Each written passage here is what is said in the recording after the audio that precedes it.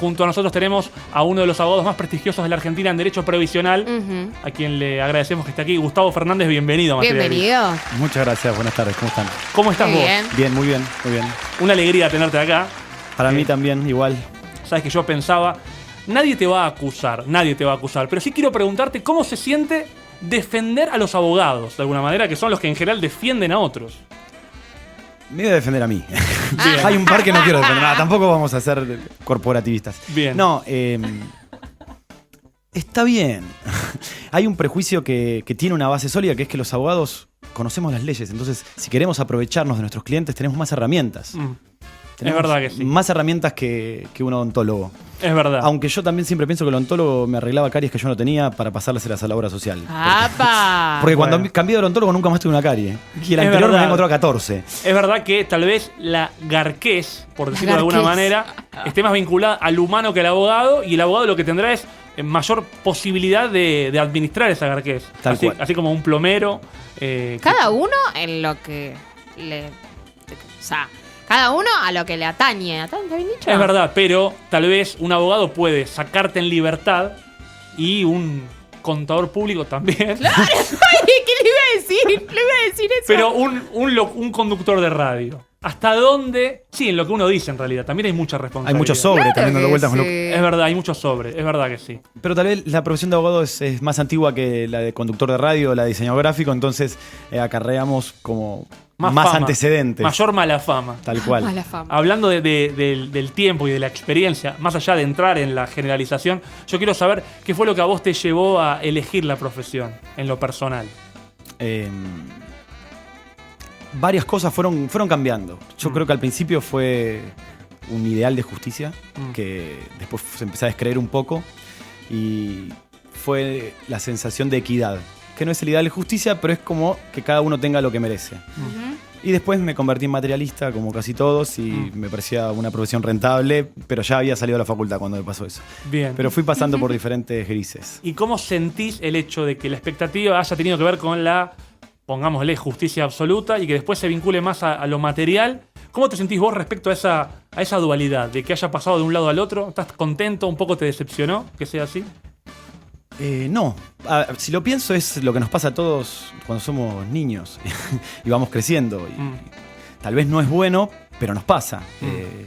Todo Pero es más crees- lúdico, Pero todo ¿crees, es... ¿crees todo- que pasaría con cualquier otra actividad también? Y sí, también pensás que puedes hacer cualquier cosa y no te vas a lastimar, que sos inmortal, pensás que vas a poder cumplir todos tus sueños, pensás un montón de cosas que después la vida misma te va mostrando que no es así. Y ahora tendrías que haber traído a la psicóloga y no al abogado para hablar de todo esto. Tenemos una Pero psicóloga está acá, acá, que puede sumarse, es verdad. Claro, obvio. Pero creo que tiene un poco de eso, de empezar a aceptar que no todos los casos que uno tiene pueden ser divertidos, que no todo cliente puede ser el que soñaste tener. Creo que yo me fui conformando y amigando con mi profesión y siendo más feliz trabajando a medida que lo hacía mejor. Entonces el goce pasaba más por la satisfacción de poder ejercer una profesión de manera digna y haciendo las cosas bien y teniendo un estudio, porque yo tengo un estudio que creció y ver el estudio crecer, y ahí ya te corres un poco de la profesión de abogado y pasás a ser Un empresario, de alguna manera. una pyme, de alguna manera, y empezás a tener que manejar otras cosas que van más allá del derecho. Es verdad. De la administración de grupo, de la organización.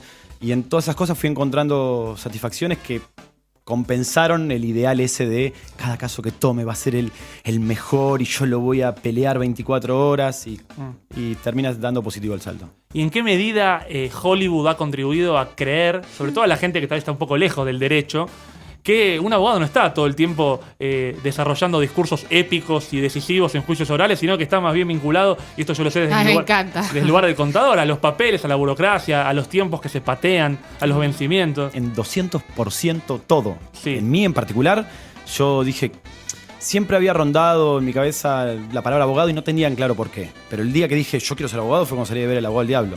Bien. Y dije, yo quiero ser eso. Todo lo que está ahí está bien. Ay, no la vi esa. Con a mí Keanu se me Reeves. viene mentiroso a la cabeza. Yo pues, soy un Pensando en poquito más abogado. grande que vos.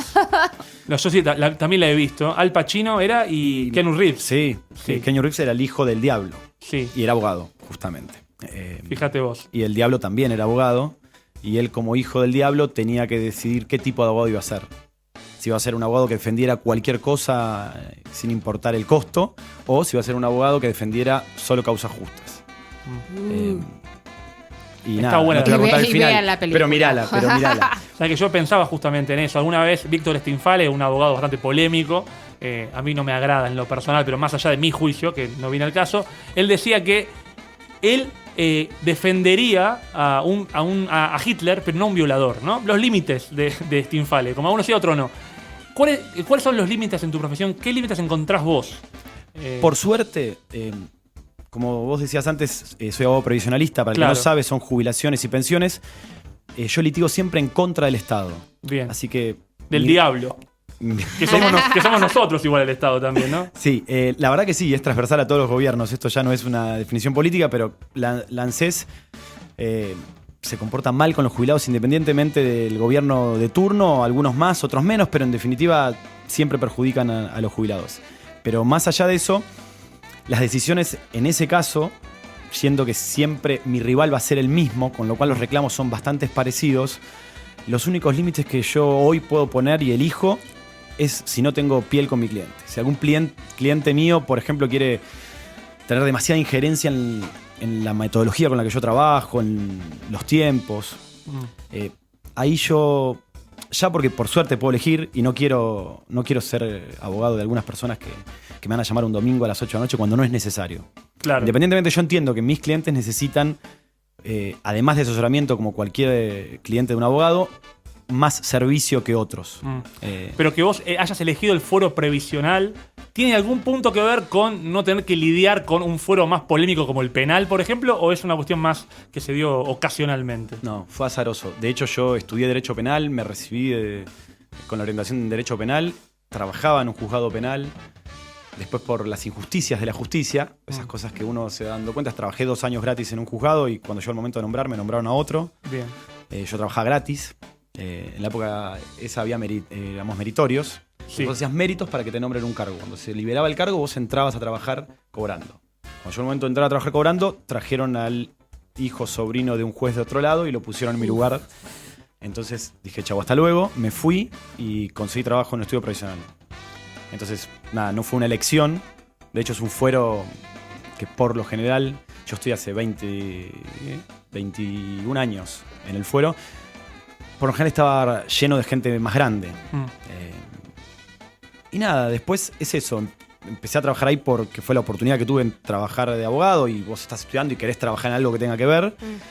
Y después me empezó a ir bien, empecé a darme cuenta que lo hacía bien y ahí te engancho con lo que te decía antes, que cuando te empezás a dar cuenta que sos bueno en algo, le pasa como a Batistuta, ¿viste? Que decía que a mí no me gusta el fútbol. Sí, pero hacía goles como si nada. Pero, se le caían los goles. Pero sacaba los botines y decía yo no miro fútbol. Bueno, eso me pasó al principio con el derecho provisional. Y a vos te pasó también medio con la contabilidad. O sea, no te encantaba, pero eras bueno.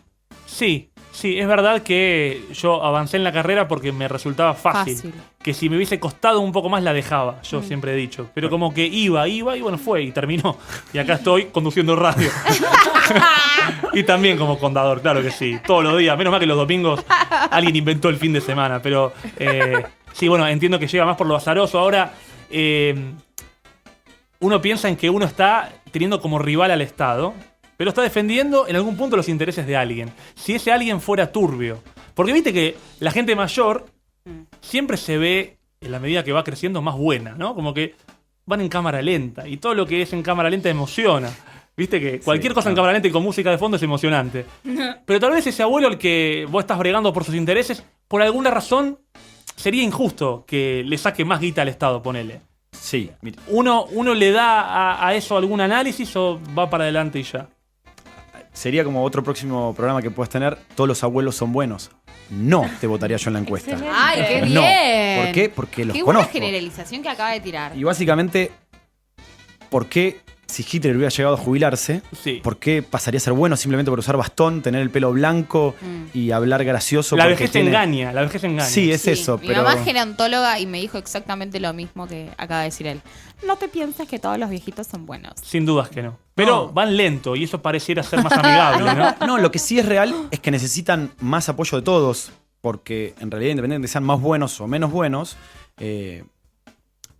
tienen necesidades como los niños, pero de otro lugar, que no tiene una persona de 30 años. Entonces, no es lo mismo tener una persona de 70 que no tiene ningún ingreso que tener una de 30 que no tiene ningún ingreso. ¿Todos merecen contención? Sí, pero pongamos el ojo mucho más al de 70 porque tienen menos medios para poder valerse. Entonces, esa sí te la tomo, que necesitan más apoyo y más contención. Eso no significa que sean más buenos, simplemente son más vulnerables.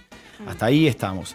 Y sí, tuve clientes que por ahí, cuando recién salieron las moratorias, no necesitaban tener una jubilación sin aportes porque su marido era millonario. Pero en ese caso yo no estaba haciendo nada malo en conseguir una jubilación a esa señora que su marido era millonario y quería tener una jubilación porque quería tener una jubilación. Además le corresponde. Sí, de hecho el Estado después encontró la manera de empezar a limitar algunas cosas de esas. Sí, lo que yo no tomé en 2 oportunidades que me vinieron fueron 2 casos de personas que les habían quitado la jubilación por tener documentación trucha. Una, la persona me reconocía que ella había realizado la maniobra en conjunto con su abogado, y otra me decía que ya no sabía nada, pero que el abogado se lo había Truchó hecho. algo, sí. Cuando yo le planteé, sobre todo a este segundo caso, la solución, que era reconocer lo que no era trucho, devolver lo que había cobrado que no le correspondía. Justamente. Exactamente, y podía tramitar una nueva jubilación casi dentro de un año, por cuestiones técnicas, pero que compensaba lo que le faltaba que había puesto trucho. Entonces, usted devuelve todo esto que cobró y no debería haber cobrado, y yo le organizo el trámite para que dentro de un año empiece a cobrar una jubilación de manera legal. No. No quiso saber nada. Yo quiero pelear por esto que tengo para que no me lo saquen y seguir cobrándolo. Dije, bueno, yo eso no se lo voy a hacer porque yo tendría que ahí ponerme a defender una documentación que yo ya sé que no es legal, y yo no pienso exponer mi nombre a eso. Claro. No soy abogado penalista, soy abogado provisionalista, y le estaba dando una solución, y una solución legal, y ella no la quiso tomar. Nada, no fue mi cliente y nada más, así de simple. Claro.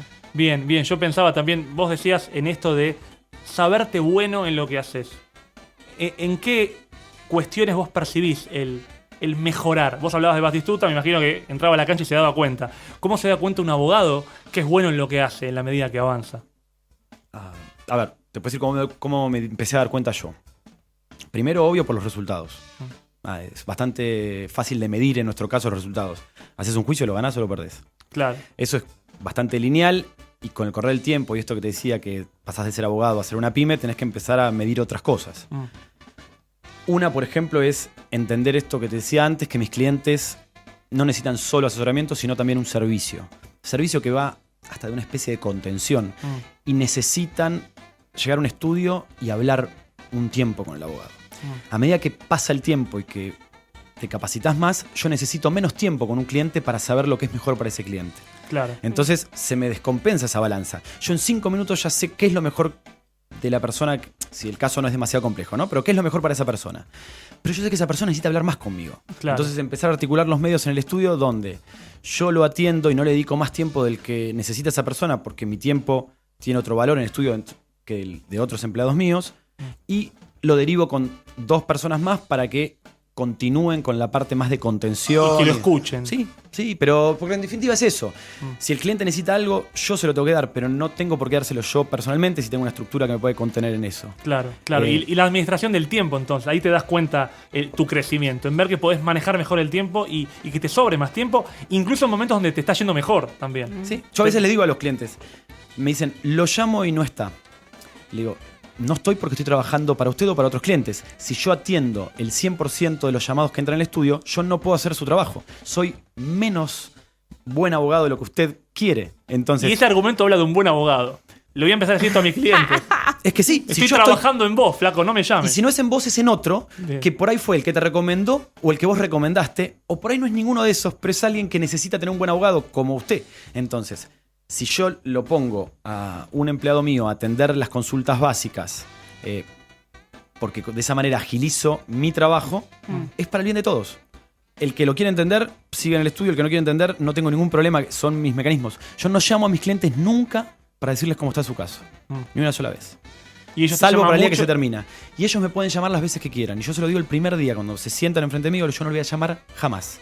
Si no necesito nada, no lo voy a llamar. Yo he tenido clientes que vinieron 5 años después, lo llamé y le dije, cobra tal día. Ah, buenísimo.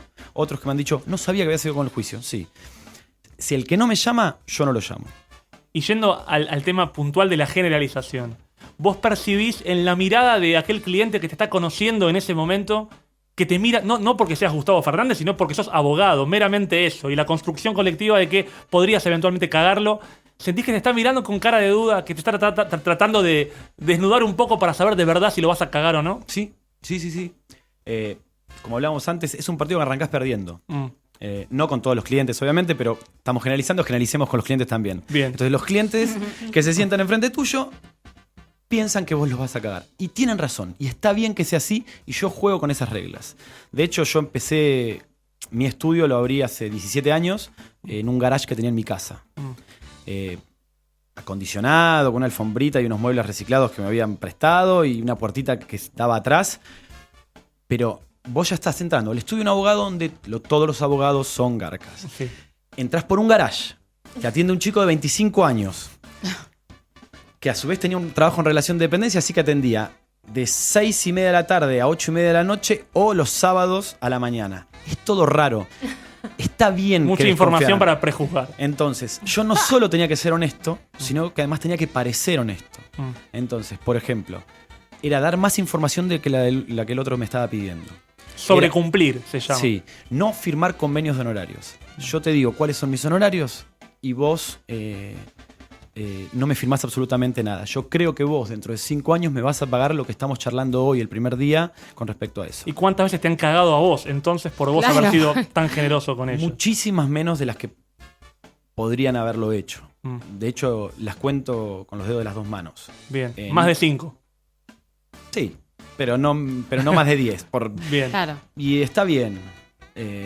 Me funcionó, me consolidó. Yo trabajo solo por recomendación. Hace un par de años que hago campañas digitales ahora, pero durante 15 años solo trabajé por recomendación. Entonces fue una buena manera de crear mi clientela, la confianza y estuvo bien. Vale decirle a la gente que si quieren contactarlo a Gustavo, para no llamarlo porque él no te va a atender, pero sí su gente, comojubilarme.com, una página que tiene muchísima información, que también colabora en una mejor administración del tiempo, porque ahí hay un montón de respuestas a preguntas que seguro que te van a hacer. Exacto. Y ahí ya están las respuestas de alguna manera, Exacto. facilitando los tiempos. Y yo Bueno, pensaba eso. que no, pero la gente mayor está muy amigada con la tecnología y con la información, y consultan mucho a través de la página y llegan con mucha información y con muchas respuestas ya dadas y tal vez le quedan dudas nada más.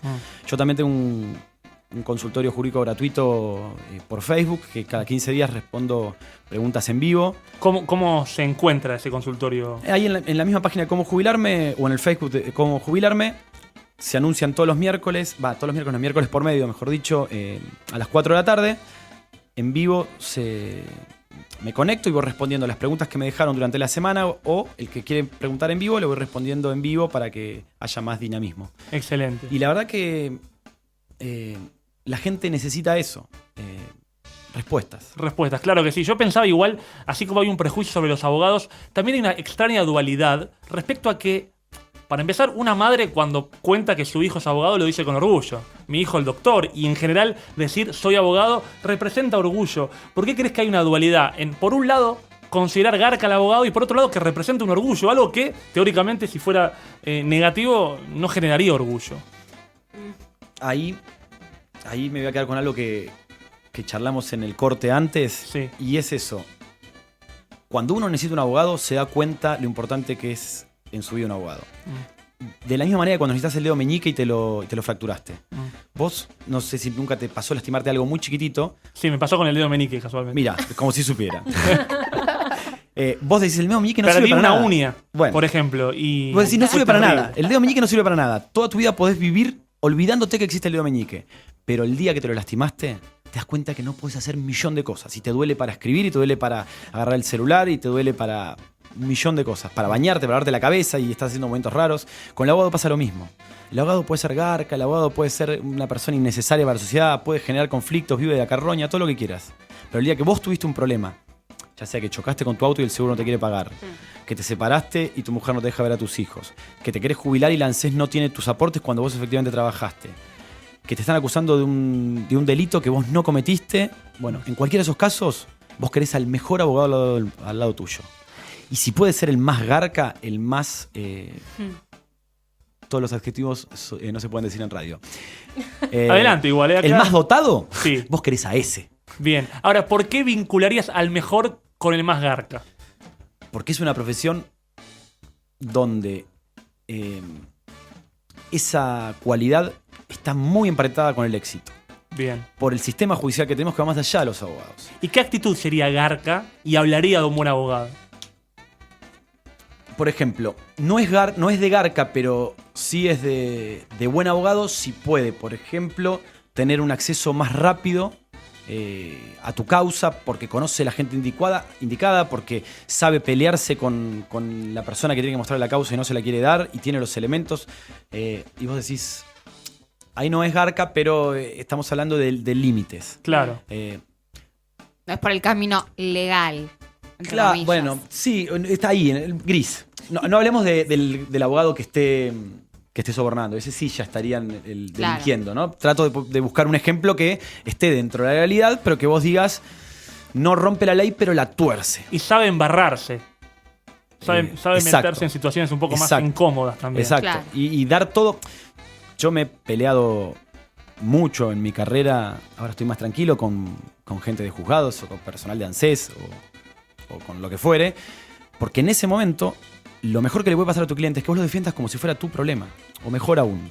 Entonces, yo quiero un abogado así para mí. Que si Que yo te tengo un defienda problema. con uñas y dientes. Sí, cuando yo no estoy ahí, que ese abogado deje todo por mí. Sea en el ámbito que sea. Porque eso habla bien de él como abogado. Y si yo te digo, ¿qué estarías dispuesto a hacer vos, por vos mismo, ante un problema? Y bueno, capaz que muchas cosas llegan a ese gris. O llegan Claro. a ese nivel de soy casi garca haciendo eso. Digo, no sé. Ay, eso es re verdad. Y bueno, y el abogado te está representando algo que vos no tenés tanto conocimiento, que es Claro, ¿hasta dónde Cuestiones vas a de ley. llegar? que hasta dónde vas a llegar. Si vos viene un cliente y te dice, no es que no quiero pagar impuestos, pero quiero pagar lo menos posible. Me pasa habitualmente. Bueno. Me pidan eso. Es algo de todos A los vos te días. llevan a ese límite. Sí, es verdad que sí. Y es lo mismo que vos querrías con cualquier profesión. Mm. Eh, Entiendo lo que decís. Si quiero alguien que me represente y por lo tanto la persona que me representa tiene que hacer lo que yo haría por mí mismo. exacto. De alguna manera. Es verdad que sí. Igual pienso también en qué medida hay oferta de abogados garcas o en qué medida hay demanda de abogados garcas, que es lo que vos planteabas recién. Porque definitivamente cuando estás en un quilombo querés a alguien que se embarre.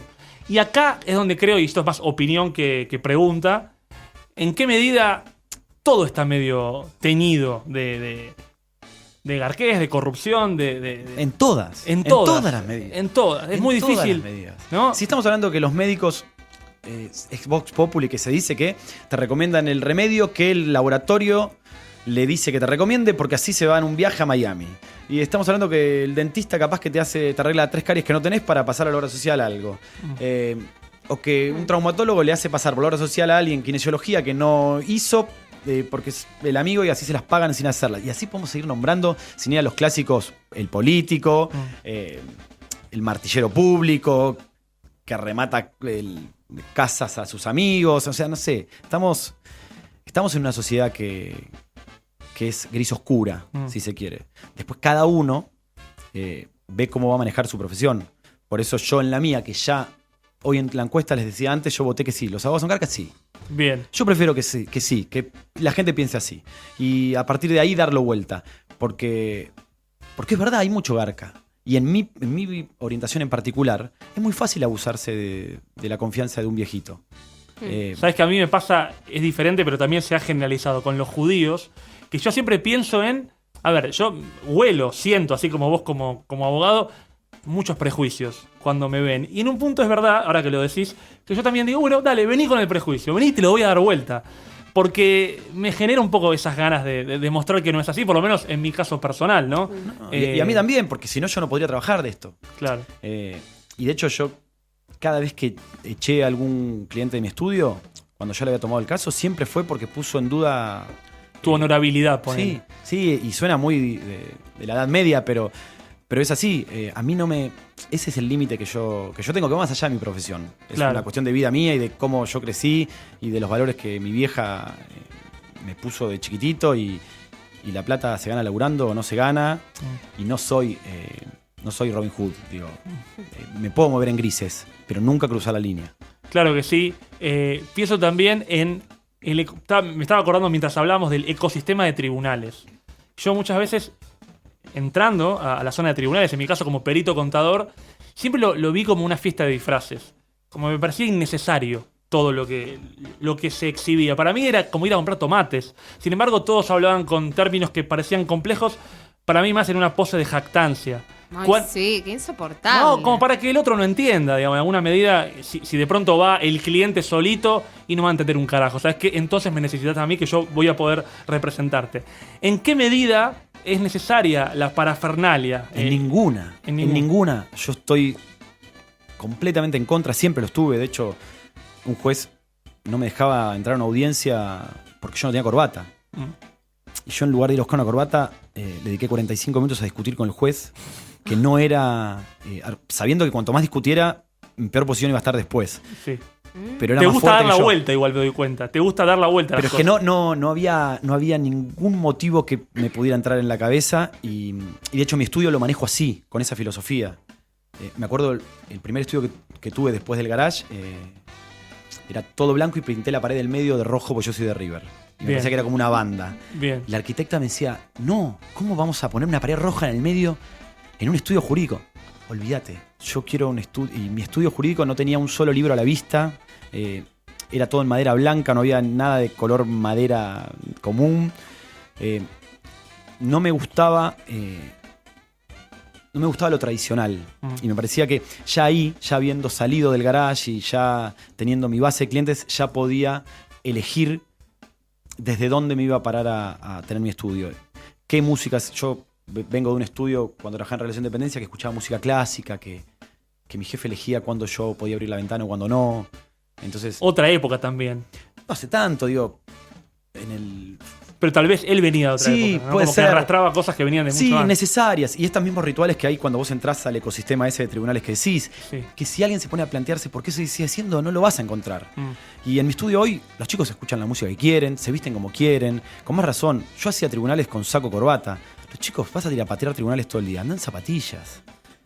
Andá, por mí, en bermudas. si Lo más querés. cómodo que puedas. Sé feliz mientras que haces eso. Si no me suma nada a mí.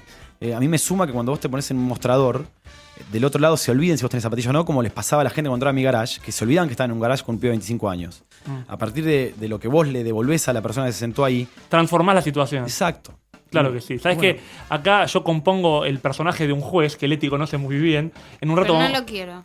en un rato lo vas a volver a ver al juez. Porque vamos a jugar con Gustavo también a un juego que se llama Contar Positivo, que tiene que ver con sacar de un Pero bolillero. no vale porque es obvio que va a ganar. Bueno, No vale. te estoy trayendo un desafío.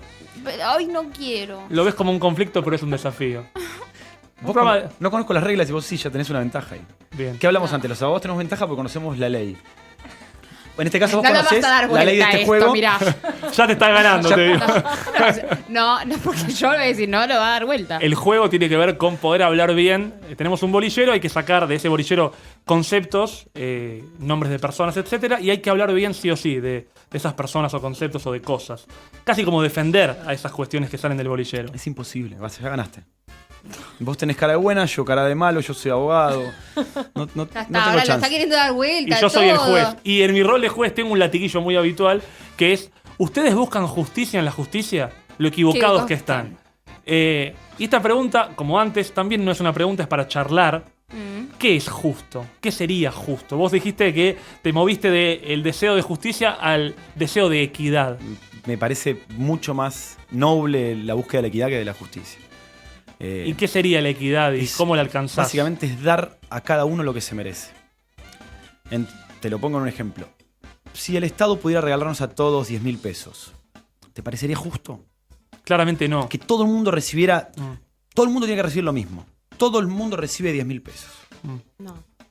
¿Para qué? Hay una foto de algo que habla de la equidad. La de los banquitos. La de los banquitos. Bueno, es hermosa esa foto. Que le das a 3 pibes. Cuéntenos, porque yo no la conozco. Tal vez vos Yo lo no la, expliques. no la quise contar porque no le iba a saber explicar. Voy a tratar de hacer el intento. Voy a A hacer el ver. intento en realidad. Voy a tratar de hacer Hay esto. 3 chicos tratando de mirar por encima de un muro. Mm. Y los 3 tienen un... a cada uno le dan un banquito. Pero uno tal vez ya podía haber sido el banquito. Darle un banquito a cada uno no servía. Los Y- 3 tienen alturas diferentes. Exacto, Imagina un claro. chico de 5 años, uno de 8 y uno de 13. Eso. Claro. A todos le dan el mismo banquito. Con el mismo banquito, el de 3 se ve bien, el de 8 casi, el otro nada. Entonces cada uno lo que necesitaba era un banquito diferente. Claro. Uno necesitaba un banquito de 1 metro, el otro nada más de medio metro y otro con un banquito chiquito o nada, veía igual. Exacto. Eso sería equidad. No es dar a todos lo mismo, sino lo que cada uno necesita y cada uno se merece. Porque Ese el es objetivo era concepto. ver, en definitiva, ¿no? Claro. Era que vean. Y con un banquito todos igual, había uno que seguía sin ver. Pobrecito. Eso pasa mucho en esta sociedad cuando la gente es... No me quiero meter en política porque siempre termina mal. Cuando la gente se queja de por qué le dan un plan a esta persona, por qué le dan un subsidio a esta o una jubilación sin aportes a esta. Porque tal vez esta persona, por tener 70 años, y lo que hablamos antes, necesita tener esos 10.000 pesos de una jubilación de ama de casa para poder comer a fin de mes. Y en cambio, nosotros 4 no necesitamos una jubilación de 10.000 pesos para poder comer a fin de mes, porque tenemos otra energía, porque tenemos otra vitalidad, otros conocimientos. Entonces, por eso la equidad me parece mucho más noble y mucho más necesaria que la justicia. Y se puede ser equitativo con alguien que no se lo merece, con alguien con quien no sería justo. Sí, claro que sí. El viejo garca que hablábamos antes, Sí. el viejo que es mala persona, se merece igual comer a fin de mes, por más garca que sea. Es verdad, Digo, es si no verdad. nos estamos poniendo... Digo, Es verdad que sí. Hitler merecía ir preso, pero no merecía morir de hambre. Es verdad que sí, es verdad que sí, aunque cueste desde las emociones. Bueno, pasa mucho que a veces los que no estamos en la justicia hablamos desde la emoción. Claro. Y la justicia tiene que racionalizar las cosas, ¿no? Sí. Yo me acuerdo, hay una serie que es Vidas Robadas, que contaba la historia de Ay, Susana ay. Trimarco, que tenía a su hija capturada por las redes de trata. Y es una. Bueno, la serie tuvo que ver con esa historia, después se extendía más. Y en un momento el fiscal, que era un personaje que componía Jorge Delía, exponía a una chica para resolver la situación general. La madre de esa chica le cuestiona al fiscal: ¿cómo vas a exponer a mi hija a esto? Y él lo que le dice: mira, yo entiendo tu emoción, pero yo tengo que resolver la red de trata, no solo la situación de tu hija. Lo que yo resuelvo como justicia es algo mucho más grande, mucho menos vinculado a la emoción que la emoción que vos tenés. Sí. La justicia tiene que razonar mucho más que sentir en un punto. Y incluso Hitler tiene que poder comer a fin de mes. Y sí. Aunque nos cueste aceptarlo. Es mucho más difícil ser objetivos según donde estemos parados. Claro. Tal vez vos, por tu religión, te cueste más que a mí. Aunque yo tengo un desprecio espantoso por Hitler, digo, pero Sí, sí. vos serías la Susana Trimar. Sí, Susana Trimarco vinculando de el- ejemplo, ¿no? Exacto, Digo, exacto. pero los jueces justamente tienen que correrse de ese lugar. Por eso, igual a veces hay malos jueces, ¿no? Pero por eso a veces los fallos de la justicia vemos a familiares afuera diciendo que es injusto y que no se hizo justicia por tal persona porque en realidad le dan arresto domiciliario. Pero bueno, si hay una ley que dice que las personas de más de 80 años tienen que tener arresto domiciliario, si se dan los requisitos, ese juez tiene que hacer cumplir esa ley, aunque de afuera no suene que no tendría que ser así, que tendría que pudrirse en la cárcel. Y Hitler podría haber quedado, tal vez, si hubiera sido condenado en Argentina, con arresto domiciliario Sí. a los 80 años. Y nos Es podría gustar o no. es extrañamente justo e injusto al mismo tiempo, ¿no? Y sí. Injusto desde la emoción, justo desde la ley. Y lo que pasa es que muchas veces echa la ley, echa la trampa, y entonces tal vez... Hay que cambiar la ley. Y ahí consigue un buen abogado. Hay que Ahí es conseguir donde un- vos querés tener el mejor abogado posible. Y Hitler le hubiese buscado a Gustavo, pero Gustavo le hubiese dicho que no. Sabes que yo atiendo a jubilados. Yo soy jubilado, sí, pero solo jubilaciones. Asuntos penales yo no resuelvo. Es complicado realmente todo esto. También yo pensaba en cómo la justicia tiene que ser justa más allá de las emociones y cómo a veces te dicen: ¿cómo vas a defender a tal persona? Y esa persona, aunque tenga que ir preso, también necesita justicia, porque no es lo mismo 5 años que 15. ¿Sí? ¿No? Digamos, en definitiva. Y no es lo mismo que te condenen con pruebas que con falsas pruebas. Claro. Y hay un montón de cosas en el medio que no son lo mismo. Y si no estamos... El tema es que nosotros nunca pensamos que un día podemos estar en ese lugar. Hoy ella me decía: jamás voy a tener un problema penal, ¿para qué voy a necesitar a Burlando antes en el corte? ¿Quién? ¿Quién decía eso? Y muchos podemos tener un problema penal sin buscarlo. Sin buscarlo, por las cosas menos pensadas, porque un día vamos manejando, doblamos, sin querer le tocamos la rueda de una bicicleta que se nos tiró encima y nos están acusando de algo que jamás pensamos que nos iban a acusar. Ahora, está bien, pero ya que decís esto, la verdad, tener la verdad, es decir, no haber hecho eso por lo que te incriminan, ¿cuánto peso tiene de verdad? Porque vos decís: buscate un buen abogado, pero al mismo tiempo, más allá de que Es coincido. cierto lo que estás diciendo. Porque en un punto, si Ay, a mí yo, eso me da mucha bronca. si yo digo la verdad y tengo la razón y yo no maté a nadie y es un homónimo el que hizo aquello por lo que se me acusa, ¿en qué medida pesa eso? Porque si no, realmente sí no tiene ningún sentido nada. Vos dijiste hace un rato, es todo relativo. Y creo que la verdad también. Pero hay como una máxima en el derecho penal que dice que es preferible 100 culpables sueltos que un inocente preso. Por eso es que a veces la justicia tal vez comete algún error dejando libre a algún culpable cuando el riesgo es meter preso a un inocente. Porque de eso no se vuelve. Sobre todo si te lo pones a pensar y cuando te lo dan vuelta así, si el inocente fueras vos.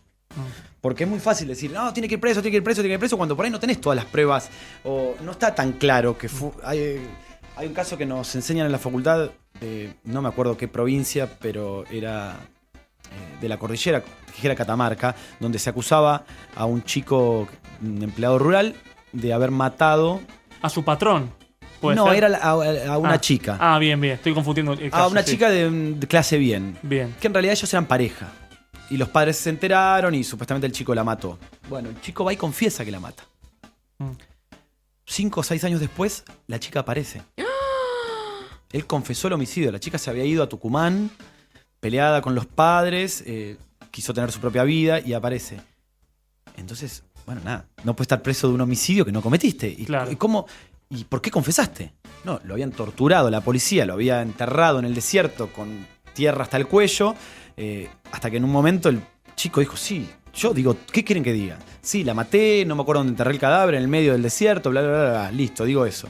Y estuvo preso. Da la particularidad que ayer vimos una serie con Ingrid que se llama Así nos ven, una situación muy parecida, un hecho real que pasó en los Estados Unidos en el año 1989, respecto a una violación que se había dado en un parque y no sabían quién era el culpable, pero había un grupo de chicos de raza negra que estaban corriendo por la zona y los agarraron al voleo y coercitivamente los llevaron a confesar, teniendo ellos 14, 15 años, que habían sido ellos. Ellos no conocían a los demás y sin embargo les hacían decir, sí, fue él.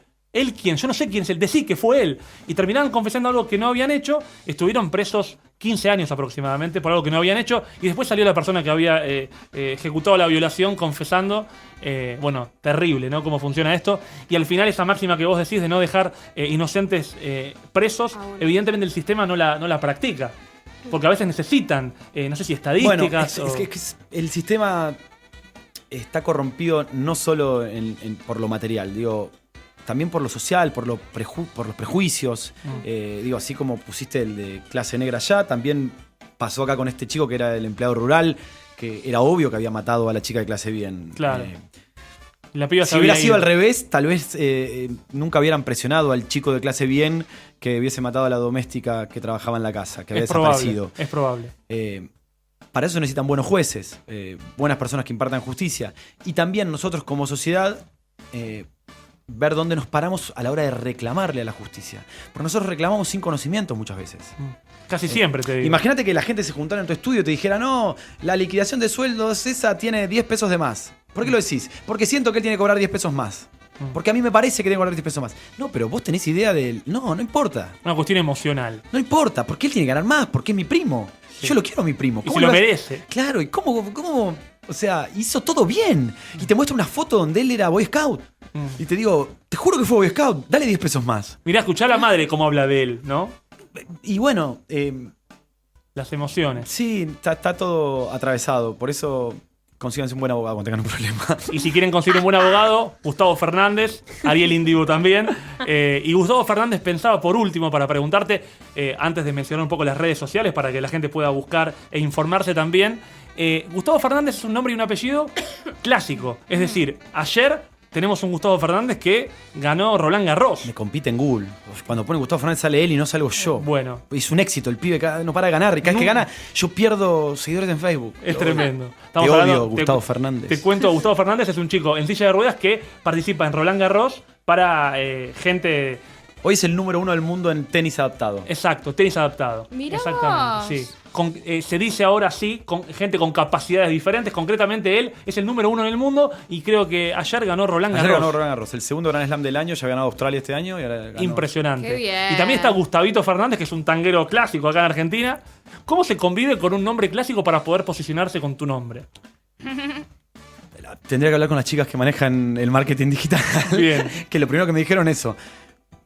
Tenemos un tenista, lo descubrieron cuando pusieron Gustavo Fernández. Tenemos un tenista que está muy bien. Está número 1. Digo, no puedo hacer nada contra eso.